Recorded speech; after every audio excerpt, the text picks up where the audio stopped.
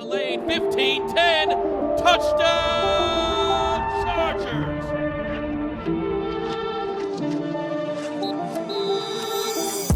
What's up, guys? Welcome into a brand new episode of Chargers Weekly. As always, joined by Matt Money Smith. A lot to talk about still, even though it's the end of May. The beginning of OTA practices in the books. And hey, it's good to see Daniel Popper back. Just got married, and I read his 12 observations, and I was like, man, we've missed Pop during these last few weeks. But he kept us updated at the beginning of OTAs, which seemed like it was perfect attendance, buddy.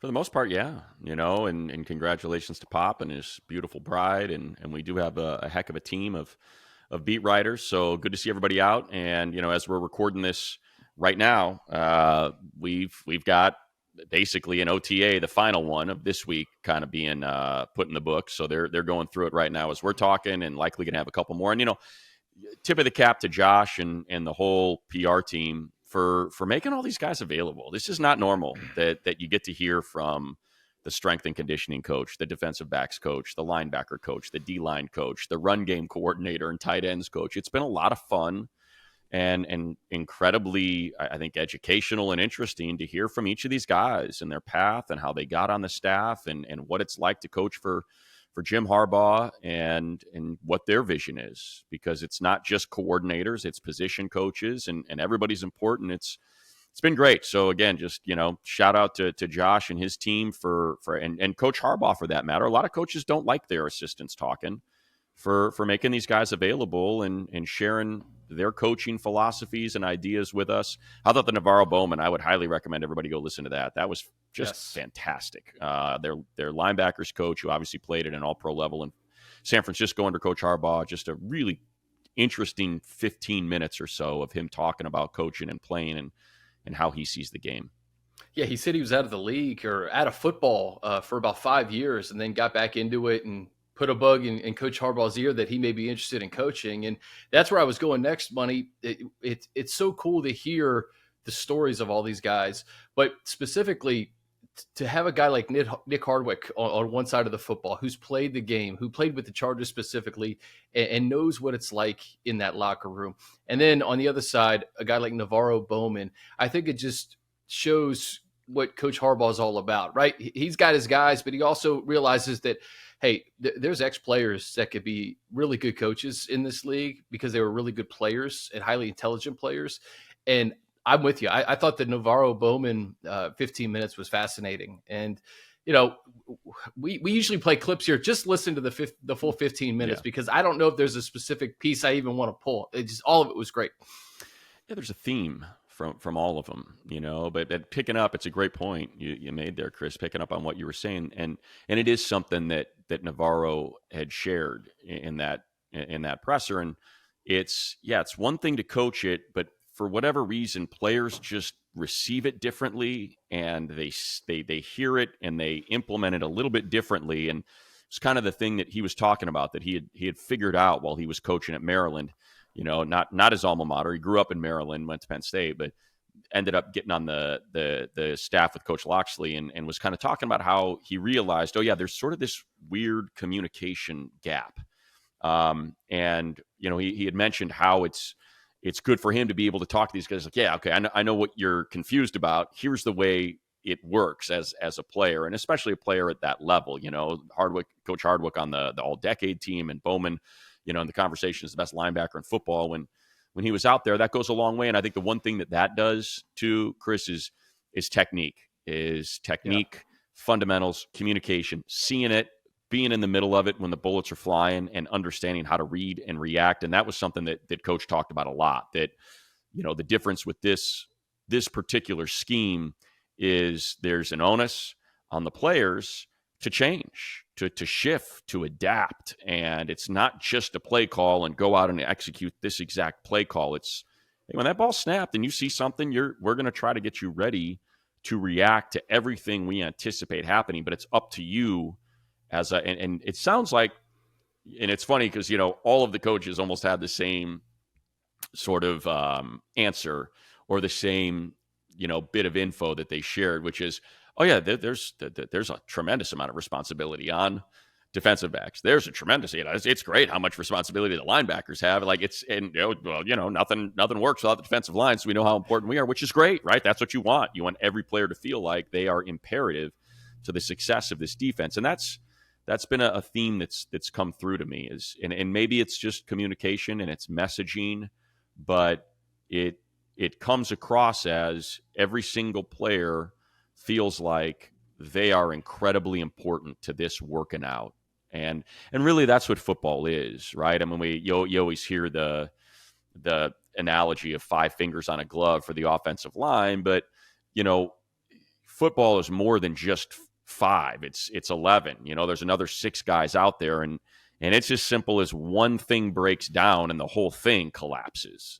So that's what has certainly stood out to me is that they are doing an exceptional job of communicating how important each and every individual is and why they're going to have a lot on their plate, but they're going to make it as easily to digest as possible in order for this thing to work.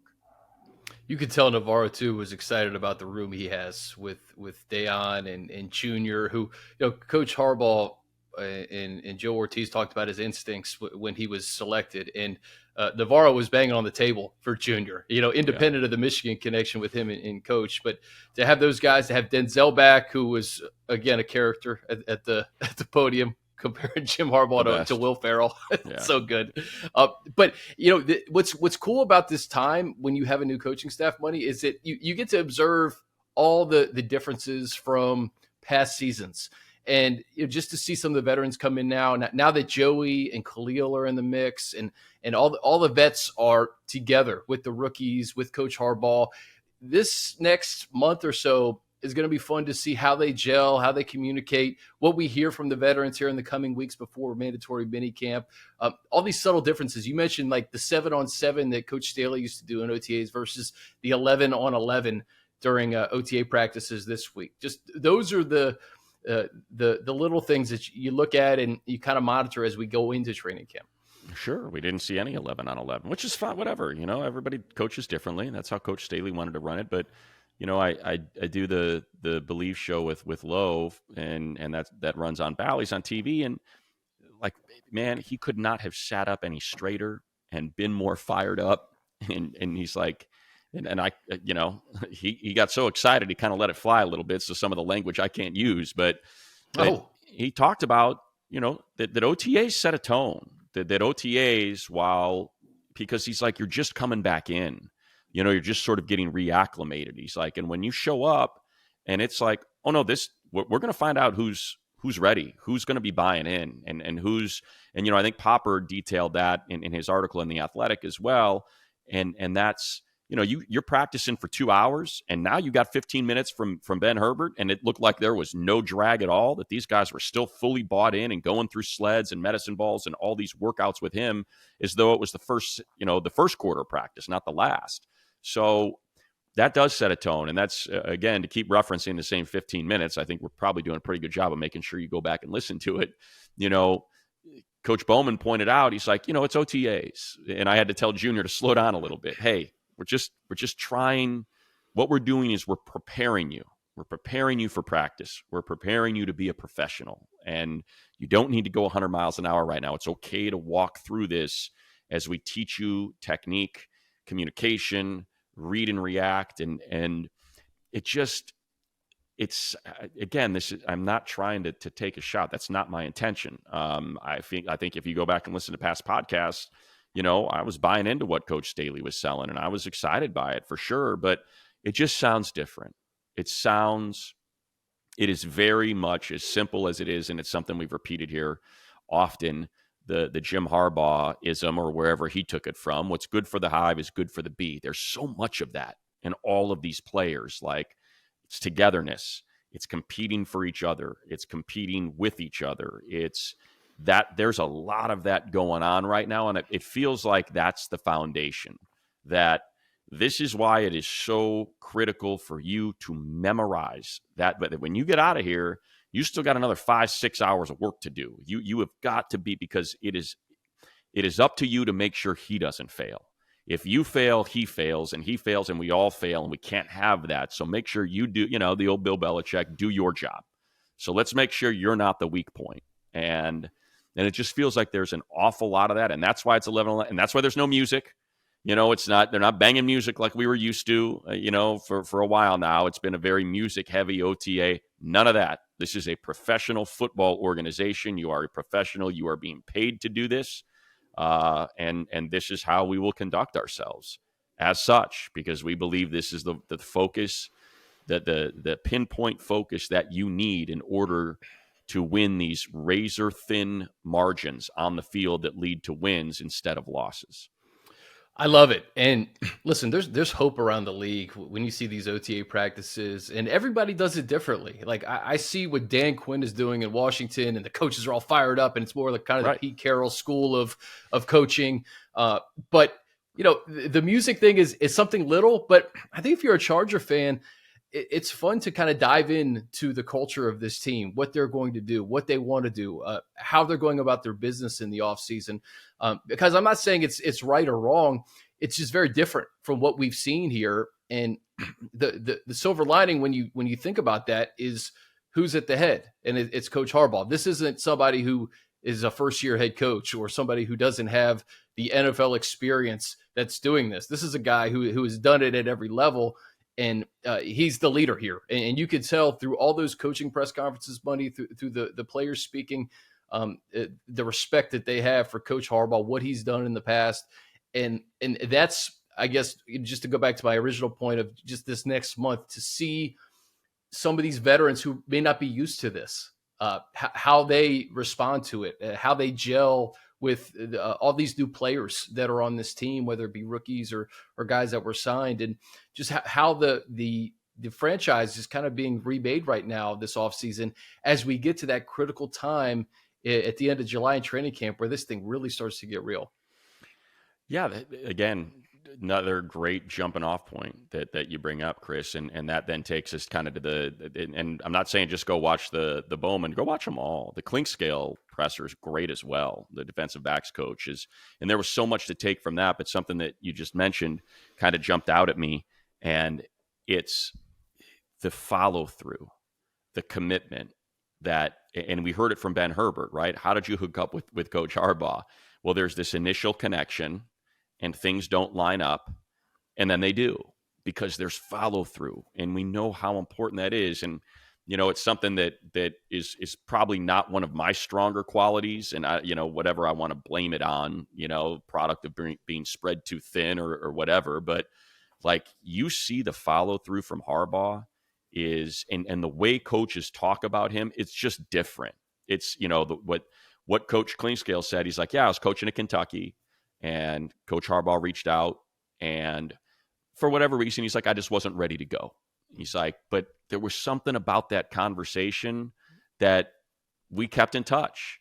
And he's got 7 kids, and I've got 4, and I would just send him pictures of me fishing, and then he would kind of respond, and we always kept this connection. And so think about it, right? You offer someone a job, they say no thanks, and instead of taking that as an offense, you still like this. You like this individual enough that you wanted to hire them at one point, and you make sure, okay, well, there's down the road, we're going to keep this iron in the fire. And it's not like you then talk to him 4 years later. No, this was a constant conversation between these two. And when, the way that he ends up getting on the Michigan staff is a guy leaves right before the season for Buffalo, and Harbaugh, he said, just picks up the phone and says, all right, enough. You're coming. That's it. What do you want? How much is it? Get up here. This is happening. And he's like, and when he said it, I was just like, okay, I guess I'm coming. And, and that's a theme that's the same story as Ben Herbert told us in his presser is, yeah, first time wasn't quite there. But then after that, he just called me up and he's like, get over here now. And I was like, all right, I got to go. And I think that we know how important follow through is in football, how important that is as important a quality as you have to have in coaches, in players, whether it's in a single play and you make sure you don't give up because you think, you've been rushing the passer for 5 seconds. Well, obviously there's an open receiver downfield. Defensive backs can't stay that sticky, and you quit on the play. And now it's a big completion when you could have kept it going and ended that thing. So it's been really the themes that have emerged from each of these coaches, I think, are are incredibly encouraging to what type of operation this is going to be, to what type of human being as a head coach. Well, and it is even more than a head coach. They all refer to him as either a father figure or a brother or an uncle or something like that, right? That Yeah. is, and who are the last people in the world that you want to let down? Your parents, So to say, yeah, Jim's like a dad to me, like, okay, well, you definitely don't want to let him down. You don't want to let your dad down. So that's something that has certainly, it seems to be a pretty regular description of what these relationships are like between the coaches and the head coach. Yeah, and relationships, I think, is the biggest word, right? You said follow through, and just to piggyback off of it, it's the relationships that Jim has made throughout his time in Michigan, throughout his time at the NFL. You could tell the coaches, even Coach Moore, when Coach Harbaugh wasn't there for a few games, you could tell the emotion. Like, we wanted to do this for Coach Harbaugh. He wasn't on the field. We wanted to do it for him. When Coach talked about drafting Junior, and somebody in the press just talked about all the guys that went before Junior, and like the hairs on his arm stood up, and he pulled out the Michigan. These are my guys. These are my guys. So, like, yes, that happens at the college level, but like, Coach is going to make sure that that you're one of his guys, and I think that is so important in today's NFL. I think we've heard Tom Brady talk about it to these young players, like, hey, it's not about you, it's about the team. Don't make it about you, make it about the team. And Coach Harbaugh, I think, does as good a job, if not the best job, of any coach I've seen, making it just about the team and making it you're more incentivized to win for the person next to you as opposed to just yourself. And hopefully that shines through in the fall money. And I think one thing that comes out of that is these free agent deals that they've made in the offseason. And there's a reason why all of that J.K. Dobbins, who had multiple offers, that Bud Dupree, I'm sure, was in high demand, Christian Fulton, a 1-year prove-it deal. There's a reason why they're all coming here, because they're buying in. These are guys that are still very young, that still have a lot of football in front of them, and for whatever reason, either it's injury with Dobbins, a little bit of injury with Christian Fulton, but also just some down years where you are staring at a fork in the road or crossroads of your football career, and you're like, who am I going to place my trust in that I can keep this going and I can get a multi-year deal and I can make that big contract so I can set my family up for the rest of my life? And so many of them are picking the Chargers. Poona Ford, Bud Dupree, J.K. Dobbins, Gus Edwards, and so DJ Chark.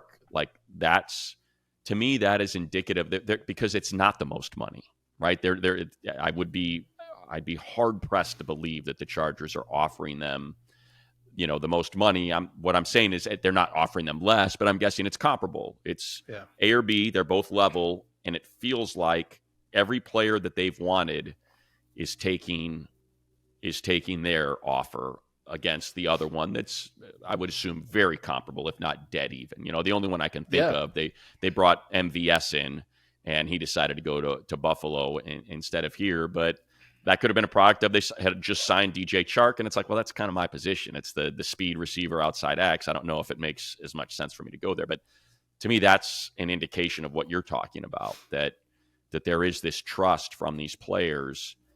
And you can see it in those particular deals of the belief that not just the young players, but the veterans have in this coaching staff. Yeah, it's the opportunity, right? The opportunity in many ways is more important than the money, because if DJ Chark has a great season this year with Justin Herbert throwing him the football, man, he's going to look pretty good in 2025 free agency. Yeah. Or Poona Ford, guys like J.K. Dobbins is the biggest example. Like, okay, this is the fit. It's Jim Harbaugh. It's Greg Roman. I know these guys. We're going to run the football, and I'm going to have every opportunity in the world to show the NFL the player that I am. And I know Gus Edwards, and we complement each other nicely. So the opportunities that I think Joe Ortiz and Jim Harbaugh are giving these players, Bud Dupree, to play on the other side of Joey and Khalil and Thule. I mean, that's right. Quite the opportunity late in your career. an opportunity to maybe do something special with those guys across the line. So these signings that happened before the draft and even after the draft, you're starting to see why things have been done the way they're being done. And, we've talked a lot about the receivers, but just Ladd McConkey, seeing some of those highlights through OTAs, it's just, man, that could be a guy that really hooks up with Justin Herbert and has a nice rookie year. And you just look at the nucleus of some of these young players. Somebody texted me that Thule is, I think, the only younger players on this roster than Thule are Alt and Colson. So just imagine all these young foundational pieces that this Chargers team is going to have for the next decade. Yeah, and it's a good transition to get into the on the field. We're sort of talking philosophy and big picture, but certainly the one thing that came out of that set of OTAs is what you hope to see, and that is that the ones dominate the twos. The ones don't just best the twos, they dominate them. And it was second team defense versus first team offense, and first team offense versus and first team defense versus second team offense, and each side of the ball dominated. The Herbert with the 11 consecutive passes, a huge over route, and a seam route from McConkey for explosive plays. And then you had the defense pick off Easton Stick 4 times. So you had, I think, Asante Samuel, Christian Fulton, Troy Dye, can't remember who else, but he had 4 picks in there. So that's what you want to see.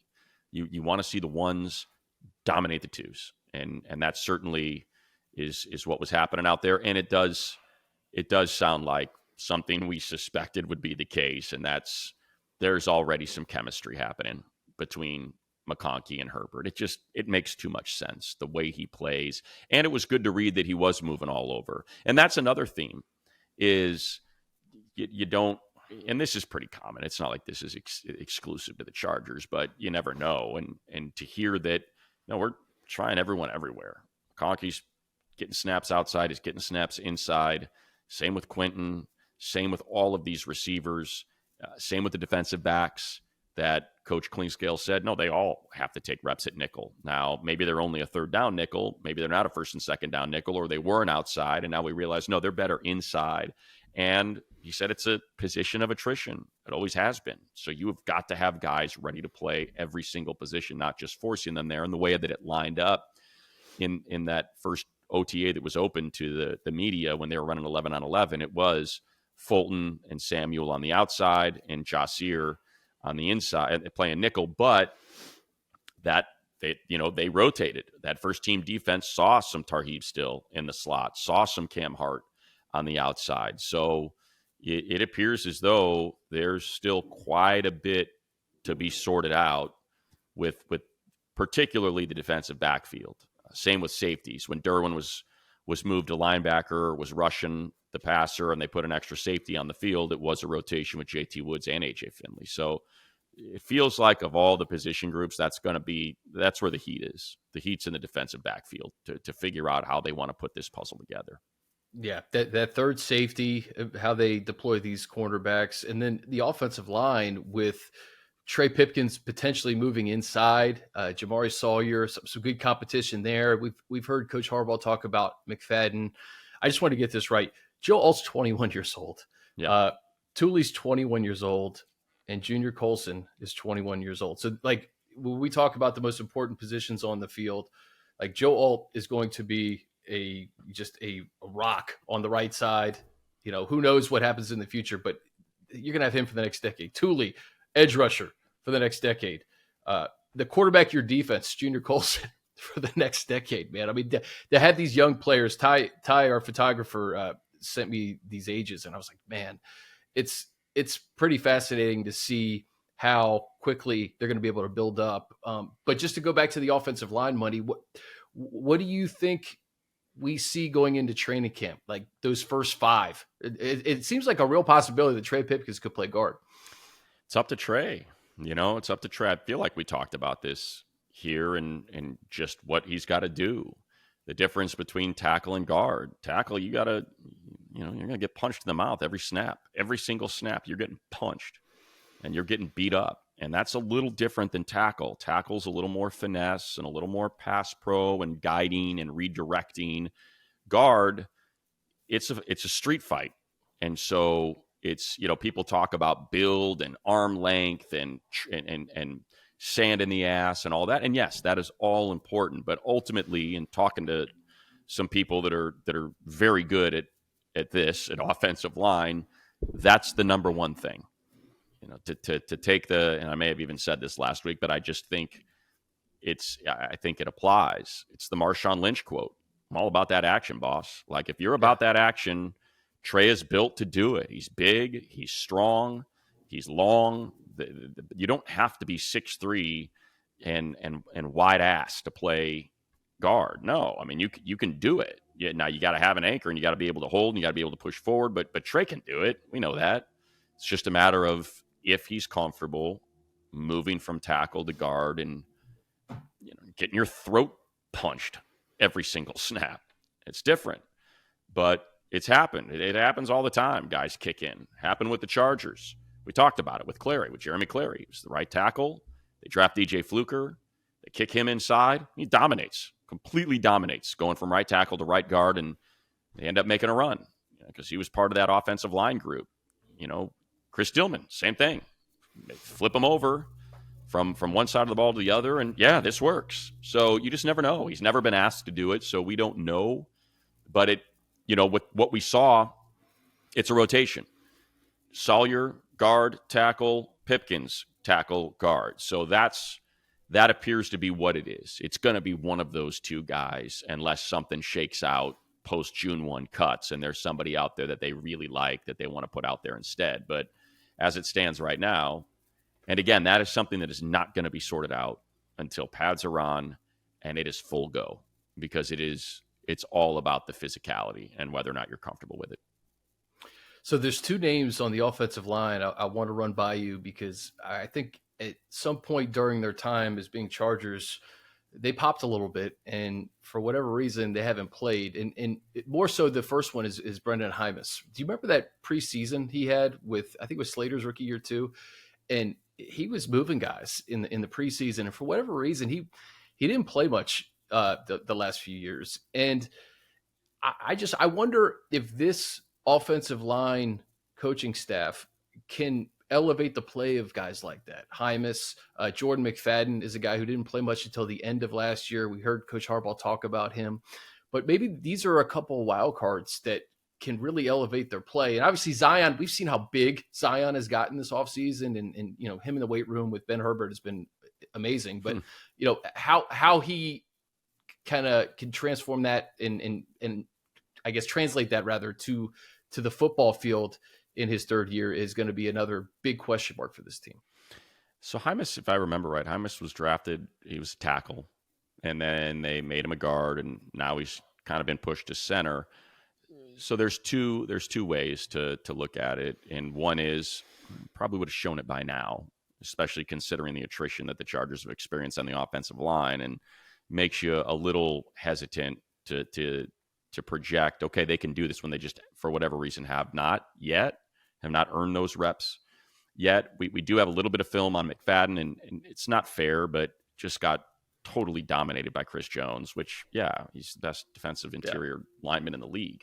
So, but again, coaching. You've got different coaches and offensive. And he was a rookie last year. Sorry to interrupt, but he was a rookie last year. Yeah, too. That's what I mean. He's a rookie, and that's the difference between McFadden and Hymus, right? Is Hymus is going into his fourth year, whereas Jordan barely got any reps last year as a rookie. I think the concern about McFadden is just his size. He is not big. He is, in terms of here's a 155-pound guy saying he's not big in relation to other offensive and defensive linemen.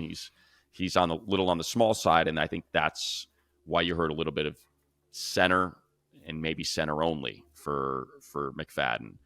But offensive line is a technique position. It's not just strength and athleticism. Technique is it's more important to that position than any other position on a football team. And technique is taught.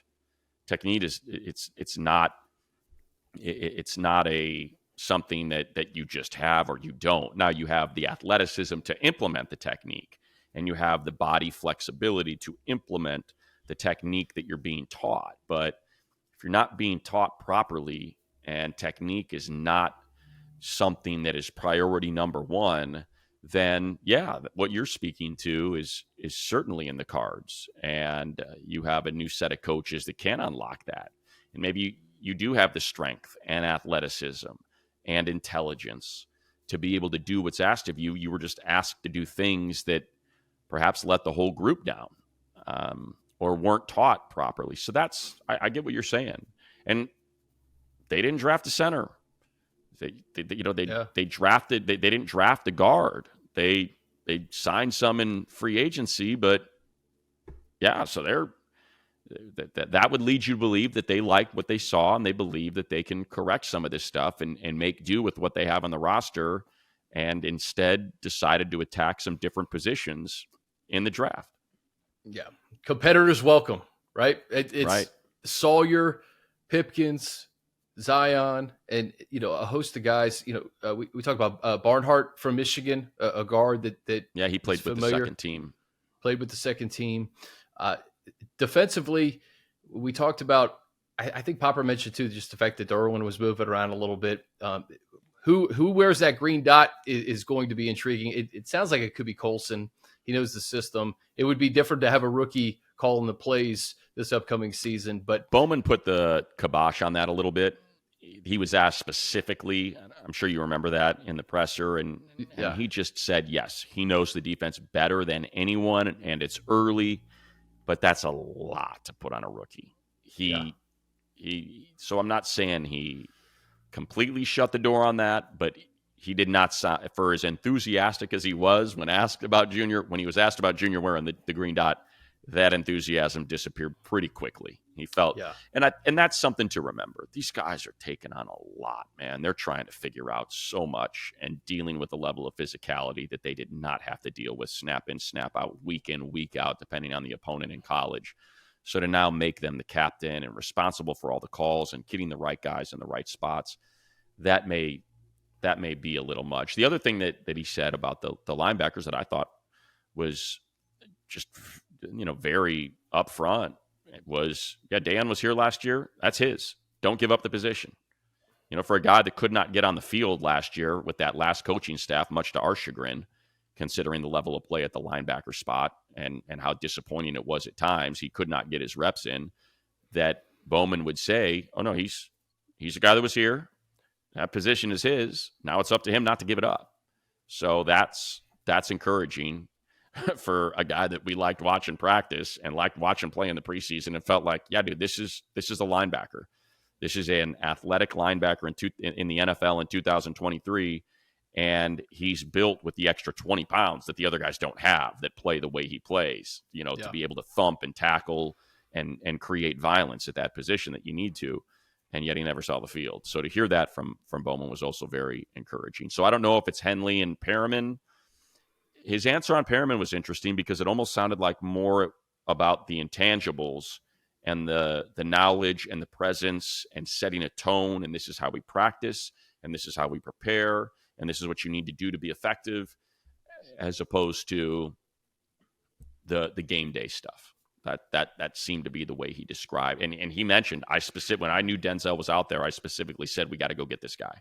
So that, if I had to guess, I think it'll be Colson and Henley. That would be my guess. Yeah. And do you think, so this is the thing about May. I don't know if we've had an offseason quite like this where there's so much to be determined. Like even last year, they kind of ran it back with the same crew, and there wasn't a lot of debate as to position battles and who's going to be doing what. This year, man, there is so much. There's a laundry list of things that we can talk about going into training camp.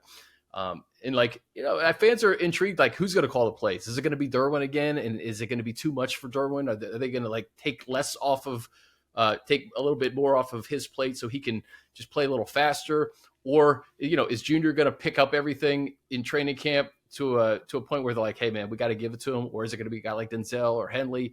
There's just, I think, a lot to be determined. And NaVorro, you're right. Like he's played in this league. He knows what it's like to be a rookie, and you don't want your head to be spinning and then having more responsibilities put on your plate. No, if I had to guess, after hearing him say that, I guess it's Derwin. He's, Clinkscale just beamed when talking about him, how he's the alpha. He's in the front row. He's the one asking a million questions. They are going to move him around, but it also sounded like they weren't going to get crazy, because he talked about how good he is as a tackler, as a pass rusher, and he said, and he can cover, but he didn't quite say, So I wonder if, yeah, they can move him all around, but they can also do it in a way that it's not going to affect how much he's got to sort through all the time. Hey, you're at nickel. Now you're an out. Now you're a boundary corner. Oh, now you're a high safety. Now it sounds like, yeah, well, we can move him around, but we can move him around in the context of his playing safety is more of how I felt that question was answered. So if I had to guess, if you're asking me to bet some money on the futures, yeah, I'd bet Derwin's probably going to wear that green dot.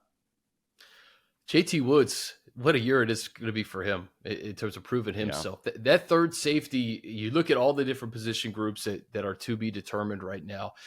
I think third safety right now is maybe the most intriguing as to who's going to grab that and take that. And you mentioned the puzzle pieces in the secondary. Right now, it seems like just a bunch of pieces just scattered, and how that comes together is probably maybe the top 2 or 3 questions we have going into camp. You hear Asante Samuel Jr. had a good day a couple days ago, and obviously he's going to be one of the starters.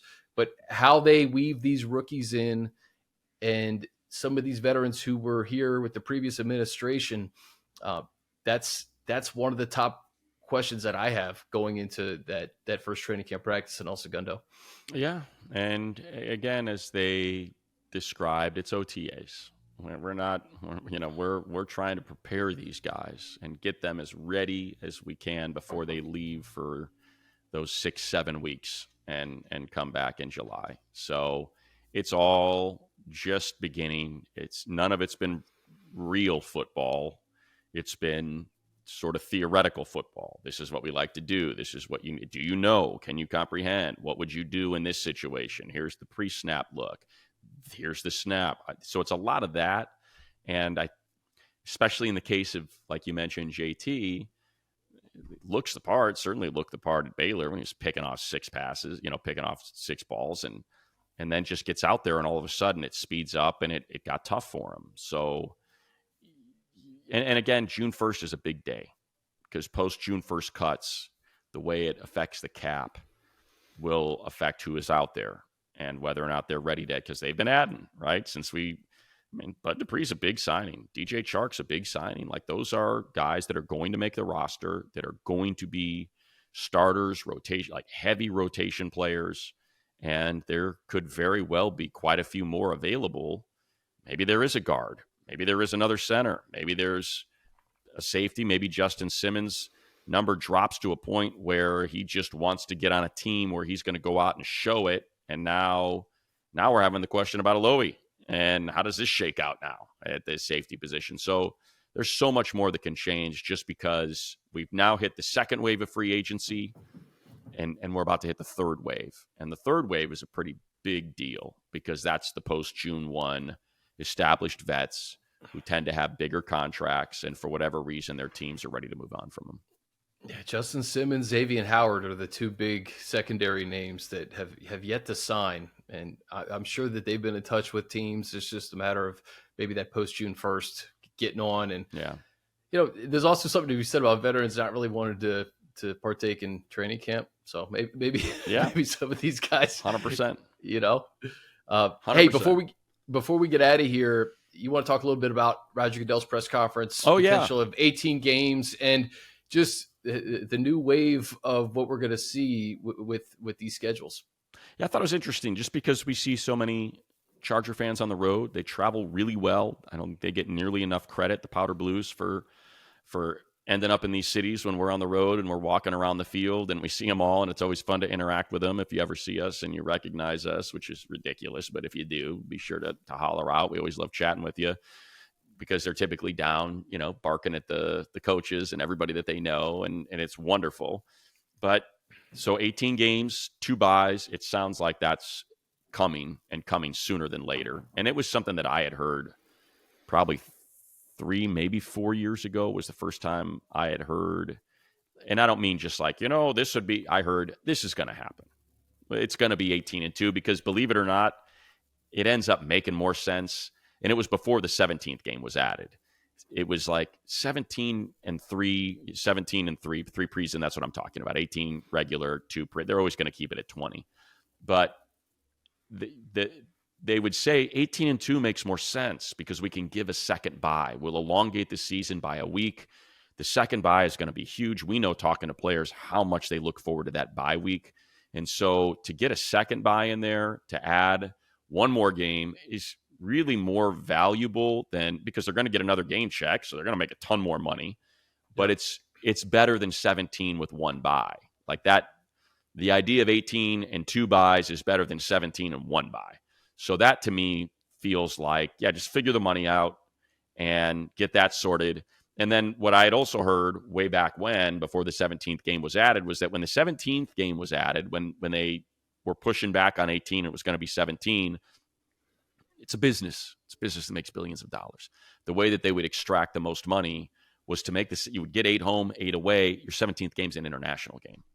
And then you're cashing in on all that international market money. The broadcast partner, the gate, the fact that when we played the Titans at Wembley, there were 90,000 people there. Like, you're all getting a cut of that. And remember, soccer is the most popular sport in the world. So all of these markets have these massive state-of-the-art soccer stadiums that can fit 80 and 90,000 people in them.